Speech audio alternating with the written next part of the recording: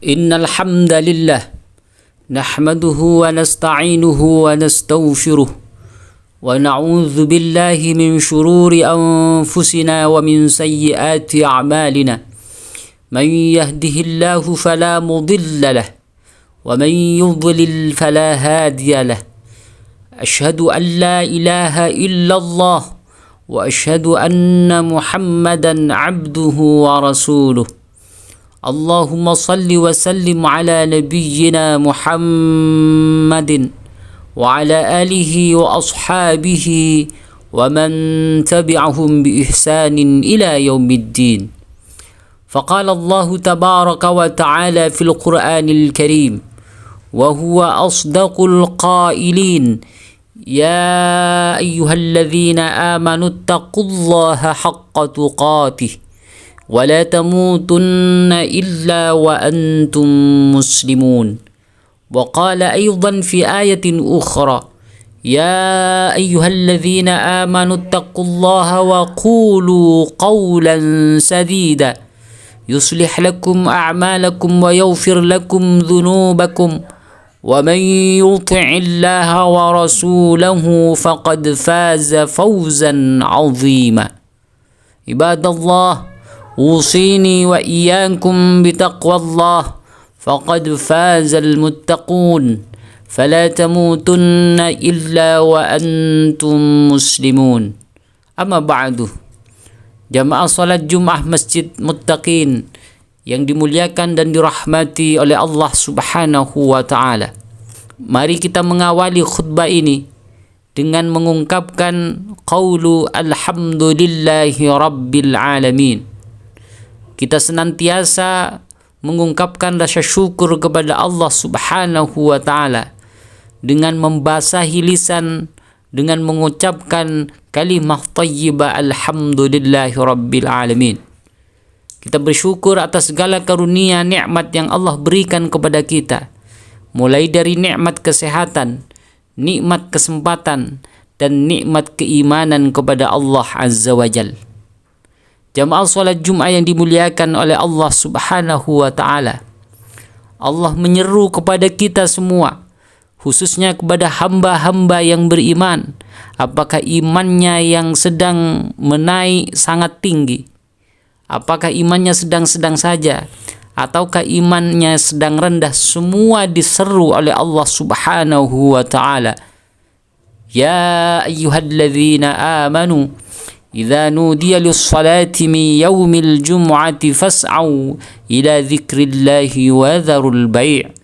Dzalikum khairul lakum in kuntum ta'lamun.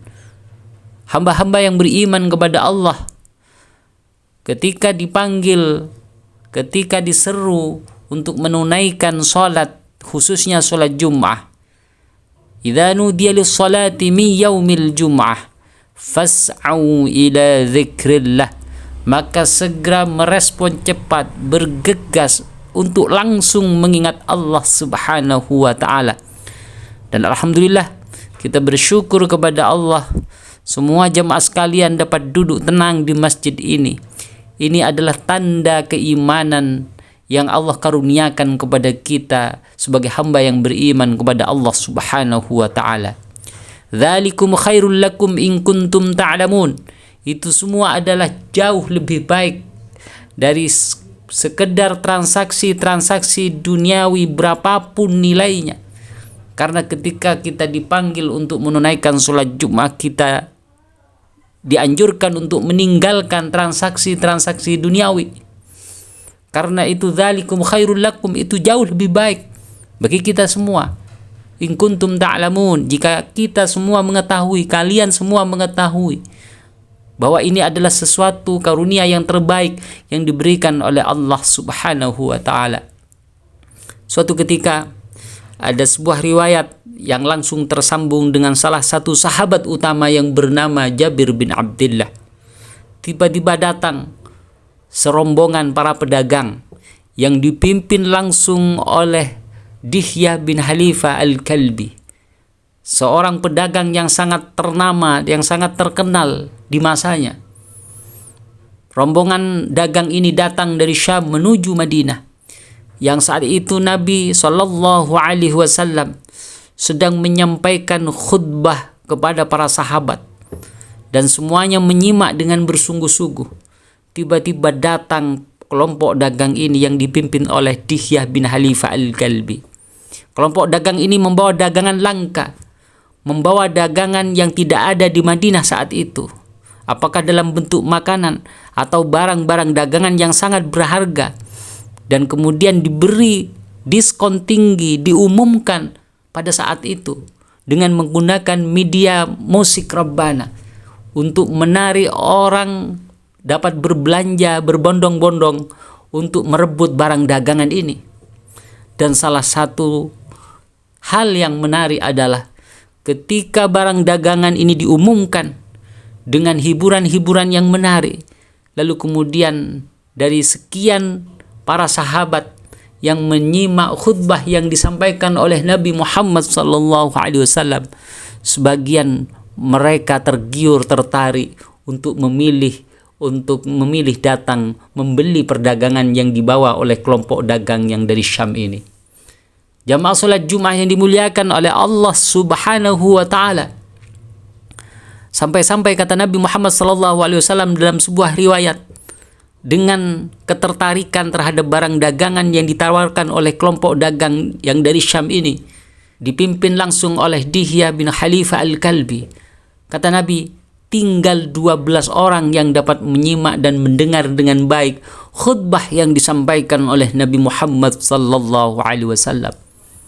Lalu kemudian di tengah-tengah khutbah Nabi Muhammad sallallahu alaihi wasallam menyampaikan, "Lau taba'atum hatta ma baqiya ahadum minkum lasala bikum alwadi naran." Andaikan, kata Nabi Muhammad sallallahu alaihi wasallam, kalian semua ikut terhadap kelompok dagang itu, tertarik dengan barang dagangan, lalu meninggalkan khutbah yang kami sampaikan ini, kalau tidak tersisa sedikit pun, hatta ma baqiya ahadun minkum lasala bikum alwadi naron, maka niscaya ada sebuah lembah yang akan mengobarkan api neraka yang akan menyala. Ini adalah sikap amarah yang ditunjukkan oleh Nabi Muhammad SAW ketika sebagian banyak di antara mereka meninggalkan khutbah yang disampaikan oleh Nabi Muhammad SAW. Jamaah salat Jumat yang dimuliakan oleh Allah Subhanahu wa taala. Lalu kemudian Allah menghibur dengan menurunkan sebuah surat di dalam Al-Quran yang langsung diberi nama surat Al-Jumu'ah. Dalam ayat 11 Allah berfirman, "Wa idza ra'au tijaratan aw lahwan faddu ilaiha wa tarakuka qa'ima qul ma 'indallahi khairum minal lahwi wa minat tijarah wallahu khairur raziqin." Jamaah salat Jumat yang dimuliakan oleh Allah Subhanahu wa taala, apabila mereka melihat perdagangan lebih menarik atau melihat alunan-alunan musik Rabbani itu yang diperdengarkan oleh kelompok dagang dari Syam yang datang ke Madinah saat itu, wa tarakuka qa'ima, dan mereka meninggalkan engkau sendirian wahai Muhammad, kata Allah Subhanahu wa taala, qul, katakan kepada mereka, ma indallahi khair, sesuatu yang di sisi Allah, sesuatu yang disiapkan oleh Allah jauh lebih baik daripada barang-barang dagangan yang mereka pilih itu.